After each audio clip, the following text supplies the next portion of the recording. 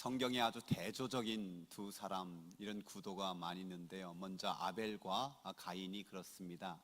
이 아벨과 가인, 아담의 첫 자녀들로서 예배에 있어서 대조를 보이고 있지요. 이 가인은 자기가 수확한 곡식으로 하나님 앞에 제물을 드렸는데, 근데 그곳에 아무런 마음과 뜻과 정성이 하나도 제대로 담겨 있지 않은 거예요. 아벨은 자기가 키운 양의 첫 새끼를 구별하여 하나님 앞에 마음과 뜻과 정성을 다하여 하나님 앞에 드렸습니다. 여러분, 그 결과가 어떻게 되었습니까? 아벨의 제사와 제물은 하나님께서 받으셨고, 가인과 그 제물은 하나님께서 받지 않으셨어요. 여러분, 가인이 그것을 깨달았으면 무엇을 해야 됐을까요? 하나님 앞에 가서 자기의 잘못을 회개하고 뉘우쳤더라면 얼마나 좋았겠습니까? 그런데 안타깝게도 하나님께 향해서 분노와 죄를 다스리지 못하는 그 마음으로 아우를 쳐서 죽이고 말았어요. 가인은 최초의 살인자가 되었고, 아벨은 최초의 순교자가 되었어요. 우리는 이 사건을 보면서 아벨 너무 불쌍하다 생각하지만, 그럼에도 불구하고 하나님께서는 이 신약에서 이 아벨에 대해서 이렇게 말씀하고 있습니다. 우리 함께 읽어봅시다. 믿음으로 아벨은 가인보다 더 나은 제사를 하나님께 드림으로 의로운 자라 하시는 증거를 얻었으니 하나님이 그 예물에 대하여 증언하심이라.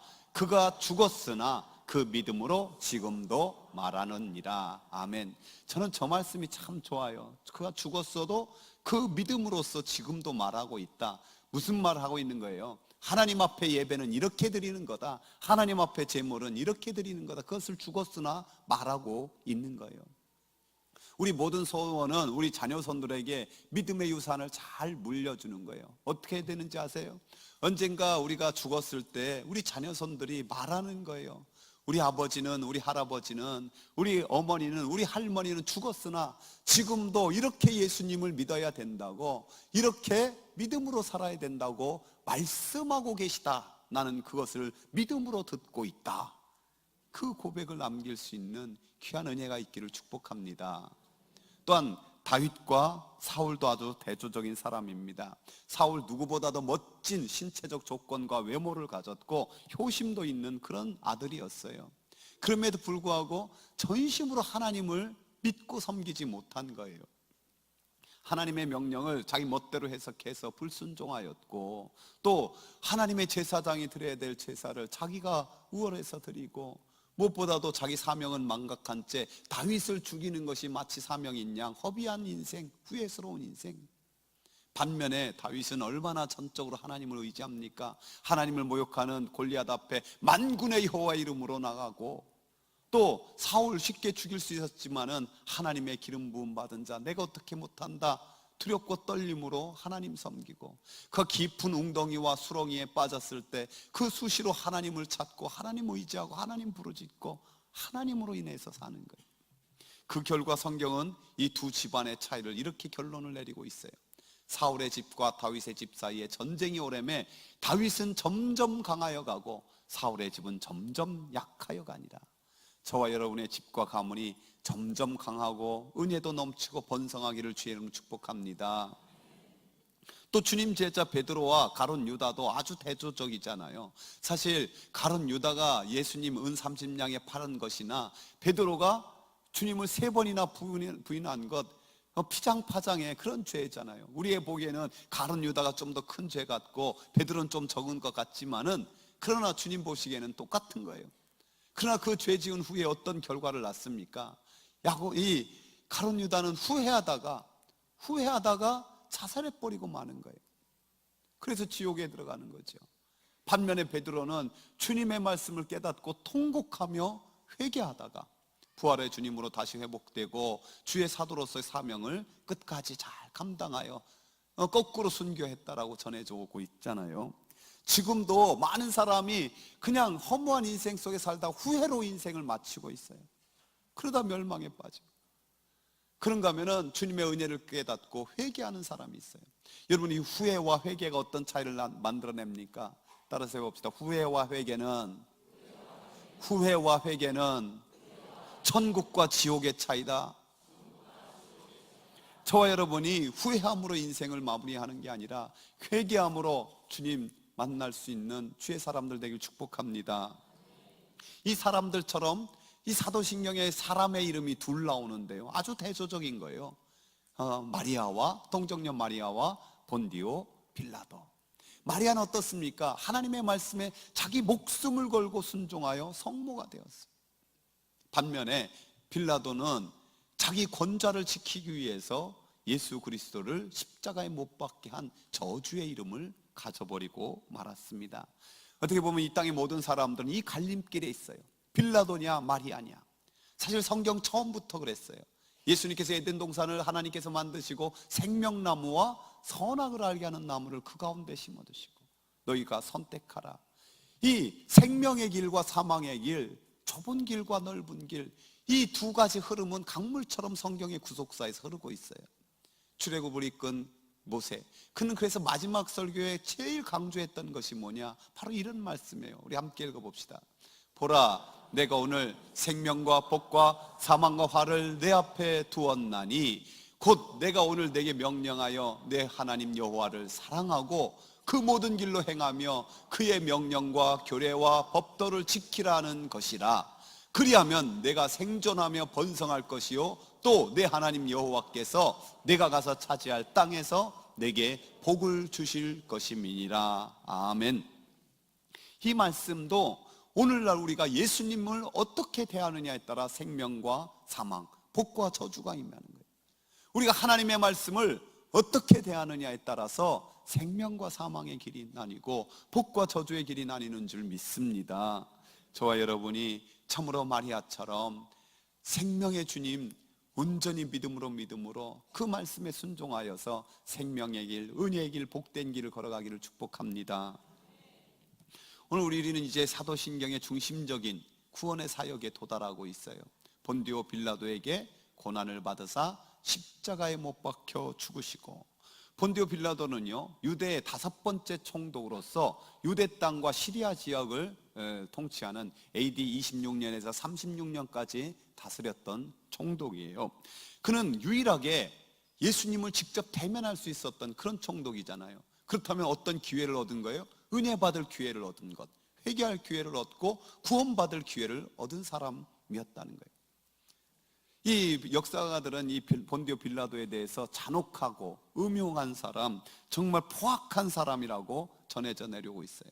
왜 그러냐면 구체적인 역사도 있는데요, 그가 유대 땅에 입성할 때 성전에 그 로마 황제가 새겨진 방패, 근 방패를 딱 성전 속에, 그러니 얼마나 하나님 외에 다른 우상 섬기는 것을 싫어하는 유대인들이 싫어했겠어요.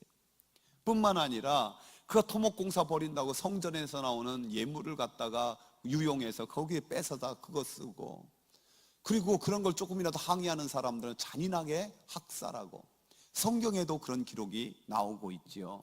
바로 그때 몇몇 사람이 와서 빌라도가 갈릴리 사람들을 학살해서 그 피를 그들이 바치려던 희생 제물에 섞었다는 사실을 예수님께 알려드렸다. 이렇게 잔인하고 포악한 사람이었지만은 예수님을 만나자마자 이분은 죄가 없다라는 것을 금방 알아챘어요. 예수님은 세상의 왕이 아니고 또 이 땅에 하나님의 아들로 왔다는 말씀에 두렵고 떨리기도 했죠. 그래서 빌라도는 이 제사장과 이 사두개인들 예수님을 시기해서 죽이려고 한 것을 알아차리고 그들에게 말합니다. 내가 너희에게 누구를 놓아주기를 원하느냐? 바라바냐? 그리스도라 하는 예수냐? 그들은 주저없이 바라바라고 대답하는 거예요. 이 빌라도가 재판석에 앉아서 고민할 때 그의 아내가 다급하게 전가를 해요. 저 옳은 사람에게 아무 상관도 하지 마옵소서. 오늘 꿈에 내가 그 사람으로 인하여 애를 많이 태웠나이다. 전해 내려오는 이야기는 어떤 꿈을 꾸었냐면 엄청난 함성을 듣는 거예요. 계속해서. 무슨 함성이냐? 본디오 빌라도에게 고난을 받으사, 뭐 이런 함성이 강력하게 들리는 거예요. 여러분 그렇잖아요. 2000년의 역사 동안 얼마나 많은 사람들이, 수십억 명, 수백억 명의 사람들이, 오늘 우리도 그렇잖아요. 본디오 빌라도에게 고난을 받, 그 함성이 꿈에 이 빌라도의 아내에게 들리는 거예요. 그러니까 그가 다급해가지고 그 남편에게 이렇게 전가를 보낸 거예요. 저분은 의인이십니다. 저 오늘 꿈에 제가 저분을 인하여서 애간장이 타도록 그렇게 고생했어요. 당신 절대로 이 일에 관여하지 마세요. 이 일에 말려들어서는 안 돼요. 아내 말을 들은 빌라도가 머리도 복잡하고 가슴이 더 답답한 거예요. 평소에 아내 말 잘 들은 것도 아니지만 느낌이 다른 거예요. 느낌이. 그래서 다시 묻습니다. 또 누구를 너희에게 놓아주기를 원하느냐? 그들은 합창하듯이 바라바를 놓아달라고. 자기가 보아도 보니까 이게 제정신들이 아니에요. 귀신 들린 것 같이 얼굴이 시뻘건해가지고, 그래가지고 날뛰는 그들에게 한숨 쉬면서 빌라도가 묻습니다. 그러면 그리스도라 하는 예수를 내가 어떻게 하랴? 그들이 잔인하게 말해요. 십자가에 못 박아야겠나이다. 가슴을 치면서 빌라도가 다시 말합니다. 어째서 그러느냐? 무슨 악한 일을 했다고? 그러자 더 큰 소리로 십자가를 외치는 거예요. 오늘 본문에 빌라도는 자기가 아무리 애를 써도 밀란이 일어날까 봐 두려워 선고를 했다라고 말해요. 이것을 누가복음에는 이렇게 말씀하고 있어요. 그들이 큰 소리로 재촉하여 십자가에 못 박기를 구하니 그들의 뭐가 이겨요? 소리가 이겼다고. 옳고 그름으로 판단한 게 아니라 그 소리 때문에 굴복했다고. 요한복음에서는 이렇게 말씀하고 있어요. 함께 읽어봅시다. 빌라도가 예수를 놓으려고 힘썼으나 유대인들이 소리질러 이르되 이 사람을 놓으면 가이사의 충신이 아니니이다. 무릇 자기를 왕이라 하는 자는 가이사를 반역하는 것이니이다. 이 사람을 놓으면 가이사의 충신이 아니란 말에 빌라도는 번쩍 정신이 드는 거예요. 내가 이 권자를, 이 권력을 유지하기 위해서 얼마나 많은 피비린내 나는 사람들을 죽이고 얼마나 노력해서 여기 앉아있는데 이걸로 말미암아 내가 가이사의 충신이 아니라는 이 모함을 받고 이것을 뺏기면 안 되지. 빌라도는 나름 3번이나 노력했지만은 이거 안 된 것을 체면을 하면서 그래 나는 할 만큼 했어. 이 사람 피해에 대해서 내가 무죄하니 너희가 당하라. 손을 씻으면서 말하니 유대인들이 뭐라고 대답합니까? 우리와 우리 자손에게 돌리소서. 그냥 우리한테만 돌리라고 했으면 할 때 뭐 자손까지 들어서 유대인의 역사가 2000년 동안 그 고난과 그 비비린내 나는 그런 고난의 역사를 당하잖아요. 결국 빌라도는 예수님을 채찍질하고 사형 언도를 내리는 장본인이 되었어요. 요세푸스에 따르면 이 빌라도가 그 괴로움과 후회로 견디다 못해서 가룟 유다처럼 자살로 인생을 마쳤다는 거예요. 존 멜턴이 쓴 신라곤에 보면은 지옥도 여러 단계, 죄에 따라서 여러 단계를 나누는데 맨 밑바닥에 2사람이 있다는 거죠. 누구예요? 예수님을 판 가룟 유다와 이 본디오 빌라도. 그가 아마 귀를 막고 있을 거예요. 본디오 빌라도에게 고난을 받으니까. 그러면서 소리치면서 손을 씻는 거예요. 물 받아다가 난 죄가 없어. 나 때문에 왜 그래? 쟤들이 그랬는데. 그런데 그 대야는 금방 시뻘건 피로 흥건하게 돼 있는 거예요. 여러분, 저와 여러분들이 이 땅에서 회개할 기회를 놓치지 않기를 바랍니다. 은혜 받을 기회를 놓치지 않기를 바랍니다. 우리 자녀 손들 모두가 구원받을 기회를 놓치지 않기를 주의 이름으로 축복합니다. 우리 옆 사람과 한번 인사합시다. 은혜 받을 기회를 놓치지 맙시다. 아멘. 근데 이렇게 생각해 보면은 어쩌면 빌라도는 참 억울한 사람이라고 할 수 있어요. 그렇잖아요. 예수님이 본디오 빌라도 때문에 고난 받았습니까? 엄격하게 말하면은 이 사두개인 제사장, 바리새인들이 고소했고 대제사장 가야바가 참으로 아주 교활하게 작전을 짜가지고 무리를 선동해서 그래서 죽게 만든 장본인이잖아요. 근데 조금 더 깊이 생각해 보니 예수님이 누구 때문에 고난 받으신 게 아니야. 예수님은 스스로 고난을 자처하셨어요. 그렇잖아요. 제자들이 예수님이 주라 그리스도라 고백하니까 주님께서 너무너무 기뻐하시면서 이렇게 구원 계획을 말씀하셨어요. 함께 읽어봅시다. 인자가 많은 고난을 받고 장로들과 대제사장들과 서기관들에게 버림받아 죽임을 당하고 제3일에 살아나야 하리라. 이미 많은 고난을 주님은 받으셨어요. 여러분 생각해 보십시오. 예수님께서 스스로 고난의 잔, 태어나시는 자체가 하늘 보잘버리고 이 땅에 인간의 몸인 게 그게 그 고난이잖아요. 태어나자마자 우리 주님께서는 학살을 피해서 애굽으로 도망가야 했습니다. 주님께서 이 땅에서 공생에 지나면서 하신 말씀이 뭐예요? 여우도 굴이 있고 공중의 새도 거처가 있으되 인자는 머리 둘 곳이 없도다. 말씀하셨고, 그분은 오병이어를 가지고 5,000명을 먹여 살릴 수도 있었지만 자신의 육신의 안위를 위해서는 단 한 번도 어떤 이적을 행한 것이 없고 그 모든 것을 다 체휼하신 분이셨어요. 하지만 어떤 고난도, 오늘 본문에 나타난 또 고난, 너무너무 극심했죠. 근데 이 모든 고난을 왜 주님께서 자처하셨습니까? 인생들이 그 고난과 슬픔과 아픔과 괴로움 속에 있었기 때문에. 여러분, 이건 하나님의 오리지널 계획이 아니셨어요. 죄의 결과로 말미암아 죄가 들어온 후에 인생에게 닥친 쓰디쓴 잔이었죠. 그래서 인생이 어떤 인생이 됐습니까? 모세를 통해서 이렇게 말씀하시잖아요. 우리의 연수가 70이요 강건하면 80이라도 그 연수의 자랑은 수고와 슬픔뿐이요 신속히간이 우리가 날아가나이다. 여러분, 10년 전 생각하면 너무너무 선명한데 이거 한두 바퀴, 서너 바퀴 돌리면 여기에 몇 분 없잖아요. 이 신속히 날아가는 세상인데 하나님 없이는 그것도 슬픔과 고통의 연속이고, 그렇게만 살고 끝나면 좋은데 또 영원한 멸망이 기다리고 있는 이 불쌍한 인생, 이 불쌍한 인생을 주님께서 견딜 수가 없어서 그 불쌍한 인생 대신에 고난을 자처하신 줄로 믿습니다. 그렇다면은 우리 주님이 누구 때문에 고난 받으셨습니까? 그렇죠. 이건 질문이었어요. 다시 한번 여쭤볼게요. 누구 때문에 고난 받으셨습니까? 그렇죠. 이렇게 해야죠. 다시 한번 말해 봅시다. 예수님은 나 때문에, 자, 저를 다 따라서 하세요. 예수님은 나 때문에 고난 받으셨습니다. 아멘. 이렇게 믿는 자 복된 분이에요. 근데 그러면 사도신경에서 예수님은 나 때문에 고난받아, 그럼 더 실질적으로 팍 느껴질 텐데 우리는 왜 굳이 본디오 빌라도라는 이름을 꼭 집어넣어서 고백한단 말입니까? 그것은요, 우리가 믿는 이 복음, 기독교가 책상 위에서 만들어진 종교가 아니에요. 이론이 아니에요. 사람의 머릿속에서는 상상이나 신화가 아니에요. 구체적인 역사의 한복판에서 이루어진 하나님의 구원 사건. 따라서 하나님의 구원 사건. 하나님의 구원 사건이기 때문에 그런 거예요. 빌라도는 AD 26년에서 36년까지 분명히 로마 총독으로 재위한 사람이었고, 그 사람이 공식적으로 예수님을 사형 언도를 내린 거예요. 십자가의 언도를 내린 거예요. 일반 역사가도 알 수 있는 공식적인 인물을 분명하게 기록하면서 우리 구원의 역사는 구체적 역사적 현장 속에서 있었다는 것을 강조하고 있답니다.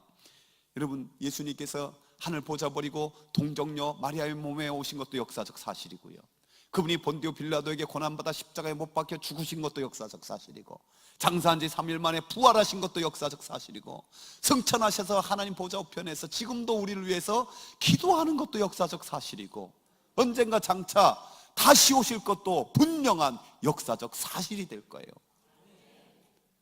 이제 우리는 이 사실을 분명히 알고 본디오 빌라도에게 고난을 받으사라는 것을 고백하면서라도 다짐해야 되죠.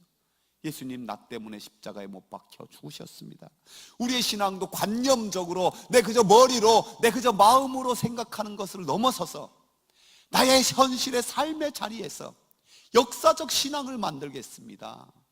나의 삶에서 열매 맺는 신앙을 만들겠습니다. 이 결단, 이것이요, 영성은 촌스럽게 가지면서 나의 삶에서 예수 그리스도의 향기를 바라겠다라는, 이게 사도신경적인 올바른 해석을 하는 건강한 신앙이에요. 저와 여러분 그런 건강한 신앙인 되길 축복합니다. 우리 옆 사람 축복합시다. 건강한 신앙인이 됩시다. 신앙의 역사를 써갑시다. 아멘. 그러면은 예수님께서 구체적으로 나를 위해서 고난 받으신 것이 무엇입니까?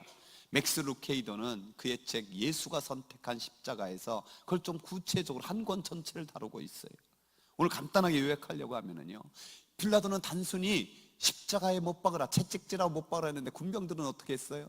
그를 데려다가, 예수님 데려다 가시면류관 강에 머리에 팍 씌워서 피 흘리게 만드시고, 채찍질 했을 뿐만 아니라 침 뱉고 옷을 벗기고 입히고 계속 그죠. 이 하나하나가 나를 위한 고난. 먼저 주님 머리에 못 박힌 가시면류관, 이건 아담과 하와가 죄를 범한 후에 생겨난 그 쓴뿌리였죠. 땅은 너로 말미암아 저주를 받고 너는 평생에 수골하여야 그 소산을 먹으리라. 땅이 내게서 가시덤불과 엉겅퀴를 낼 것이라. 죄의 싹으로 말미암아 생긴 이 가시면류관, 저주의 면류관. 그러나 주님께서 그 가시면류관을 쓰심으로 우리에게 뭘 쓰여주시려는지 아세요? 구원의 면류관을, 의의 면류관을, 영광의 면류관을 주님께서 쓰여주시기 위해서 가시면류관 쓰신 거예요. 우리 주님께서 채찍으로 더러운 성전을 청소했어요. 주님의 손에 채찍이 들려 있어야 어울려요. 그 채찍으로 백성의 고요를 빨아먹는 로마의 군병들을 때리고, 위선적으로 백성을 그릇 인도하는 그 대제사장들, 종교지도 사두개인들 때려야 옳지만은 오히려 주님께서 그 채찍을 맡고 계세요. 왜 채찍을 맡고 계십니까? 이사야 선지자가 예언한 것을 이루려 함이잖아요. 함께 읽어봅시다. 그가 찔림은 우리의 허물 때문이요 그가 상함은 우리의 죄악 때문이라. 그가 징계를 받음으로 우리는 평화를 누리고 그가 채찍에 맞음으로 우리는 나음을 받았도다. 아멘.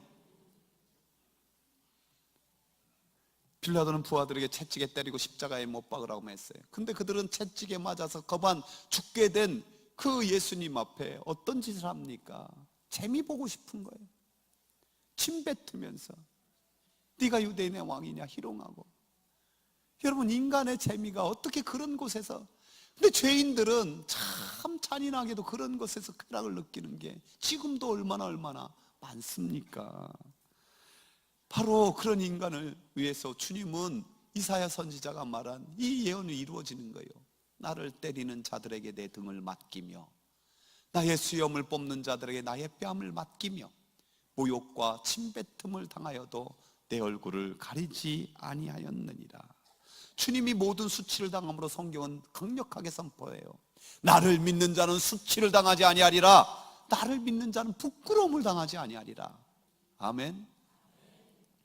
하나님께서는 무화과 잎으로 수치를 가리고 있는 아담과 하와를 위해서 죄 없는 짐승을 잡아 그 가죽 옷을 입혀주셨어요. 예수님 상징하고 있잖아요. 예수님께서 그 옷을 벗기심으로 우리에게 무슨 옷을 입혀주기 원합니까? 아담과 하와가 잃어버린 빛의 갑옷을 우리에게 입혀주기 원하는 거예요. 우리로 예수님의 혼인잔치에 참으로 정결한 주님의 신부로 예복을 입혀주는 거예요. 혼인잔치의 예복을 그리스도로 옷 입혀주길 원하는 거예요. 이 진리를 깊이 깨달은 사도 바울은 간곡하게 이렇게 권면하고 있어요. 우리 함께 읽어봅시다. 밤이 깊고 낮이 가까웠으니 그러므로 우리가 어둠의 일을 벗고 빛의 갑옷을 입자. 낮에와 같이 단정히 행하고 방탕하거나 술 취하지 말며 음란하거나 호색하지 말고 다투거나 시기하지 말고 오직 주 예수 그리스도로 옷 입고 정욕을 위하여 육신의 일을 도모하지 말라. 그럼 우리가 어떻게 살아야 됩니까? 우리가 이제 예수님이 나를 대신하는 이 고난을 분명히 믿고 당당하게 선포할 수 있기를 바랍니다. 우리 함께 고백해 봅시다. 나는 하나님의 사랑받는 자녀입니다. 나는 하나님의 크신 계획 속에 있는 사람입니다. 주님으로 모든 것이 합력해 선을 이룰 겁니다. 아멘. 나를 대신해 주님이 다 받으셨으니. 그러면서 동시에 우리는 그리스도의 남은 고난을 내 육체에 채운다는 사도 바울의 고백처럼 내 십자가 제대로 지고 주님 따라야 될 줄로 믿습니다. 이를 사도 베드로도 이렇게 권면했어요.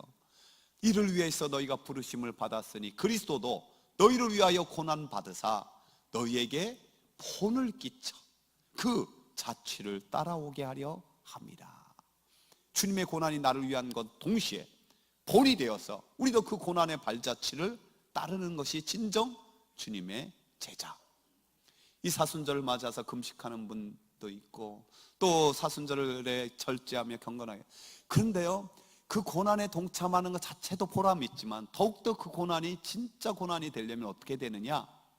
내가 금식했다면은 그 금식한 걸 가지고 배고픈 사람에게 먹을 것을 주는 것이 주님의 고난의 발자취를 따르는 것임을 알아야 돼요. 내가 절제하는 어떤 시간이나 이것들을 누군가 위로해 줄 수 있는 시간, 누군가 은혜를 베풀 수 있는 시간이 될 수 있게 하는 것이 이게 주님의 고난의 발자취를 따르는 거예요. 그래서 지극히 작은 자에게 한 것이 곧 내게 한 것이라는 주님의 고난의 발자취를 따르는 것이 이 주님의 고난을 진짜로 체험하는 그런 사람들이랍니다. 사랑하는 성도 여러분, 제가 주님이 나를 위해서 고난받은 은총에 늘 감사하면서 그 확신 속에서 담대하면서도 주님의 발자취를 따라가는 주의 제자로 살아가기를 주의 이름으로 축복합니다. 기도드리겠습니다.